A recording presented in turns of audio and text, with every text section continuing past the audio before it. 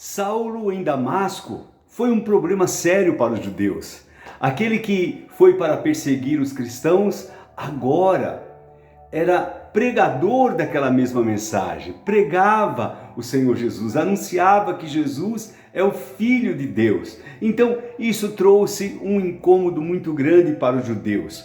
Diz a palavra que decorridos muitos dias, os judeus decidiram de comum acordo matar a Saulo. E quando Saulo ficou sabendo do plano deles, dia e noite eles vigiavam as portas da cidade a fim de matá-lo. Saulo então tinha muito cuidado, até que os discípulos do Senhor levaram de noite Saulo ao muro, na muralha, e desceram ele num cesto, através da abertura da muralha. Desceram. Saulo então se dirige agora. Há um contexto que mostra que ele foi para a Arábia, mas aqui em Atos diz que ele foi para Jerusalém. E quando chegou a Jerusalém, tentou reunir-se aos discípulos, mas todos estavam com medo dele, não acreditando que ele fosse realmente um discípulo. Porque, lembre, irmãos, a conversão de Saulo foi algo glorioso demais. Foi algo maravilhoso demais.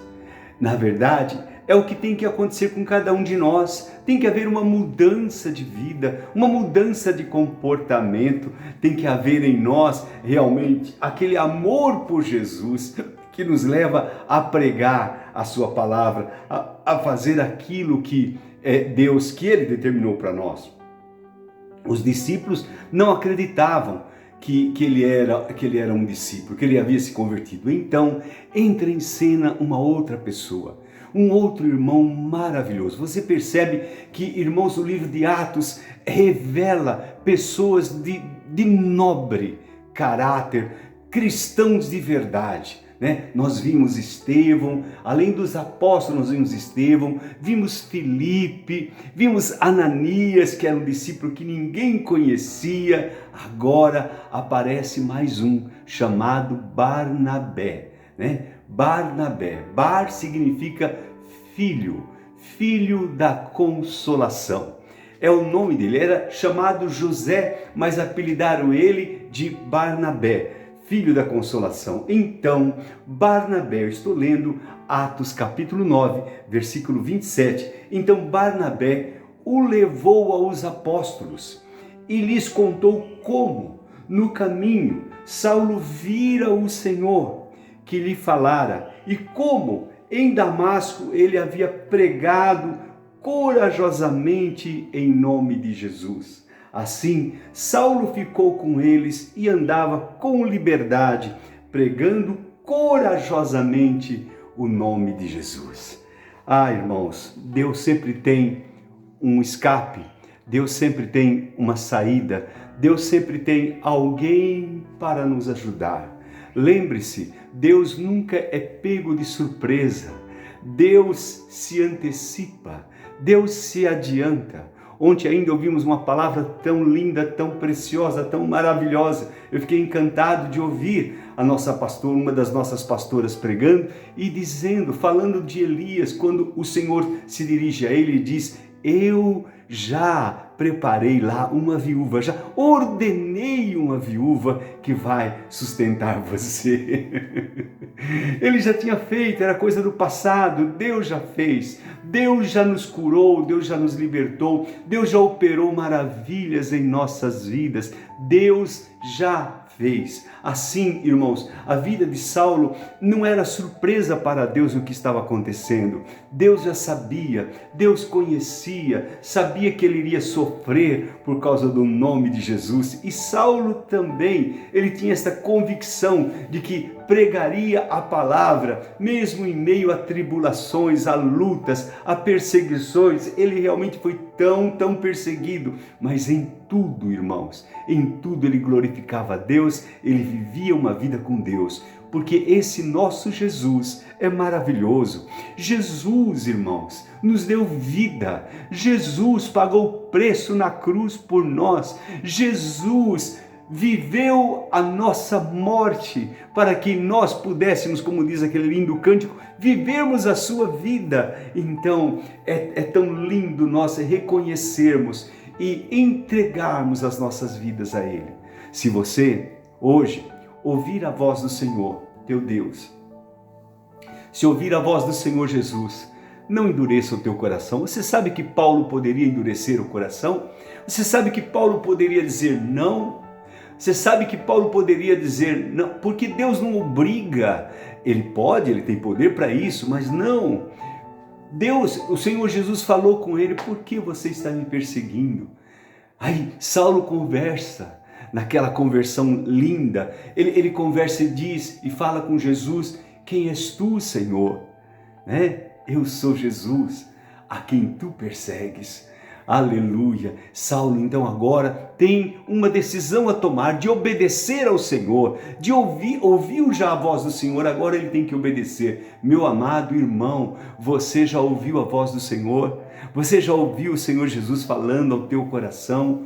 Você tem convicção de que Ele já falou com você um dia você ouviu aquela doce voz, quem sabe alguém pregando para você, quem sabe uma criança falando com você, você ouviu a voz do Senhor e abriu o seu coração para Ele. Então agora persiga esse caminho.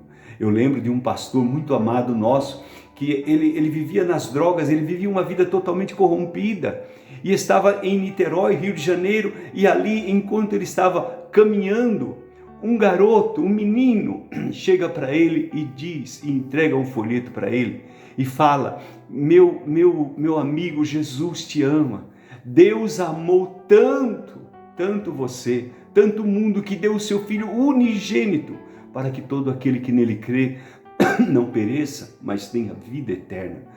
Quando aquele pastor, aquele homem ouviu aquilo, falou: da onde vem esse menino falando uma palavra tão difícil, unigênito, o que é isso?